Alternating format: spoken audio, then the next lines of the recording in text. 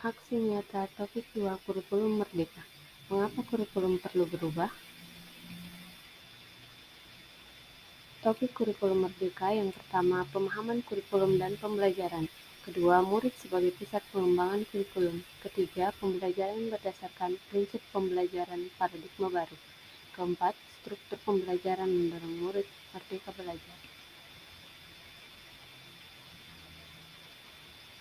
Di mana pada topik 2 ini akan menelaah dua modul. Modul 1, makna kurikulum dalam pendidikan. Modul 2, pembelajaran versi kurikulum merdeka. Pada modul 1, makna kurikulum dalam pendidikan, yang pertama itu apa itu kurikulum, mengapa kurikulum perlu berubah, dan mengapa kurikulum perlu diadaptasi.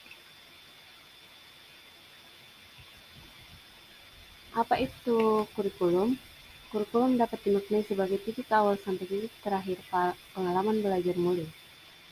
Kurikulum merupakan seperangkat atau suatu sistem rencana dan pengaturan mengenai bahan pembelajaran yang dapat dipedomani dalam aktivitas belajar mengajar. Kurikulum diibaratkan sebagai jantungnya pendidikan. 4 komponen dalam kurikulum. Yang pertama, tujuan. Kedua, konten. Ketiga, metode atau cara. Dan yang keempat adalah evaluasi.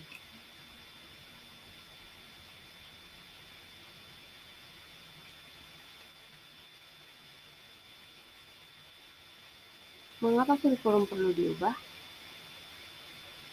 Jawabannya adalah agar relevan dengan perkembangan zaman, agar dapat memenuhi kebutuhan belajar murid, agar dapat menyiapkan generasi masa depan yang cakap terhadap perkembangan zaman. Apakah kurikulum dapat berubah? Kurikulum bersifat dinamis dan terus diadaptasi sesuai konteks dan kebutuhan murid untuk membangun kompetensi sesuai masa kini dan masa yang akan datang. Mengapa kurikulum perlu diadaptasi? Kurikulum perlu diadaptasi dengan cara merancang kurikulum operasional satuan pendidikan. Penyusunannya harus memperhatikan beberapa faktor, yaitu faktor geografis, budaya, dan sosiologis, sehingga kurikulum operasional satuan pendidikan yang disusun bisa disesuaikan dengan kebutuhan murid. 5 prinsip pengembangan kurikulum operasional satuan pendidikan. Yang pertama, berpusat pada siswa, kontekstual, esensial, akuntabel, melibatkan berbagai pemangku kepentingan. Modul 2, pembelajaran versi kurikulum merdeka. Yang pertama, prinsip umum pembelajaran. Kedua, capaian pembelajaran. Dan yang ketiga, pembelajaran dan profil pelajar Pancasila. 4, struktur pembelajaran dengan paradigma baru. 5 prinsip pembelajaran paradigma baru. Yang pertama, mempertimbangkan kebutuhan capaian belajar murid. Kedua, membangun kapasitas belajar murid menjadi pembelajaran sepanjang hayat. 3, mendukung perkembangan kognitif dan karakter murid. 4, menyesuaikan konteks hidup. 5, mengarah masa depan yang berkelanjutan. Capaian pembelajaran. CP setara dengan KI dan KD pada kurikulum 2013. Capaian pembelajaran merupakan kompetensi dan karakter yang ingin dicapai setelah menyelesaikan pembelajaran dalam kurun waktu tertentu. Capaian pembelajaran memuat dua hal, yaitu kompetensi inti dan konten esensial, serta dirancang berdasarkan fase.